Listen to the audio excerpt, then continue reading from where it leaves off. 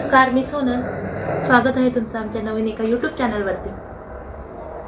थोडं विचारात पडलात ना, आता कुठलं नवीन यूट्यूब चॅनल? त्याचं झालं असं, काल एक सहज एक रेसिपी शोधत होते ऑनलाईन.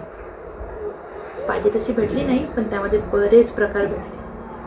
मला लक्षात आलं, आपण जे रोज जेवण करतो ते आपण आईला बघून केलेलं असतं, जे आई आपल्याला शिकवते.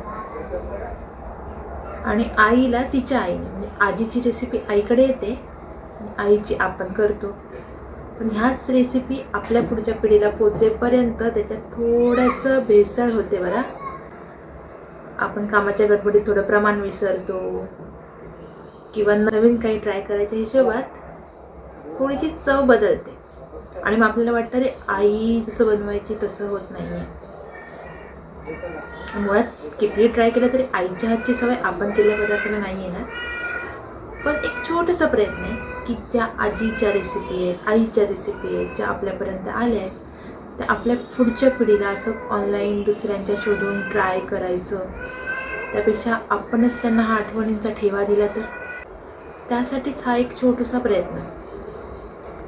हे करताना झालं, आता त्याचं नाव काय ठेवायचं मला लक्षात आलं. खूप रेसिपी वाचताना बघताना आपण कुठली रेसिपी करतो ना, त्याच्या सगळ्यात शेवटी बघा एक लास्ट लाईन लिहिलेली असते कृतीमध्ये, चवीप्रमाणे मीठ.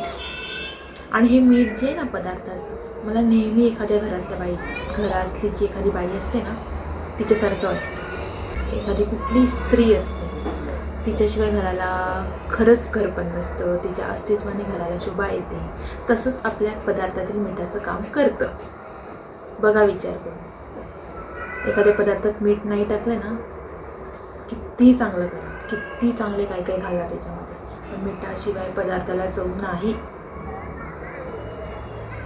हा म्हणजे तर तुम्ही म्हणाल घरात बाई करते, काही काही घर असल्याला अपवाद आहेत, काही काही ठिकाणी पुरुषही करत असतील, ते सांभाळत असतील, पण तसंच पदार्थालाही अपवाद आहेत बरं. आपल्यात माझ्या माहितीनुसार तरी जर 100%तले 90% पदार्थ मीठ घालून होत असतील ना, तर 10% असे पदार्थ आहेत जे मिठाशिवायही खूप सुंदर होतात. तेही दाखवूया, तेही बघूया. ह्याच सगळ्यावर आधारित मला असं नाव सुचलं, मला जे छान वाटलं. तर पुन्हा एकदा स्वागत करते आपल्या नवीन एका यूट्यूब चॅनलवरती, ज्याचं नाव आहे चवीपुरतं मीठ, अर्थात पिंच ऑफ सॉल्ट. तर ही जी आम्ही नवीन कल्पना चालू करत आहोत, आपल्या जो जुन्या आठवणींचा ठेवा आहे तो नव्या पिढीपर्यंत पोचवायचा, त्याने अर्थात पुढच्या पिढीलाही फायदा होणार आहे.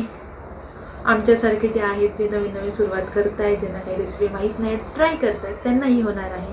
तर मी काही रेसिपी आईकडून शिकूया, आपणही करूया. तर ही जी आमची आयडिया आहे ती तुम्हाला कशी वाटते हे नक्की कळवा. आणि त्यासोबतच तुम्हाला आमच्यासोबत कुठकुठल्या रेसिपीज बघायला आवडतील हे कमेंट करून सांगा. आता व्हिडिओ वाढवत नाही, आजच्या पुरतं बाय. पुन्हा एकदा भेटूया नवीन एका रेसिपीसोबत या आपल्या नवीन चॅनलवरती. तोपर्यंत नमस्कार.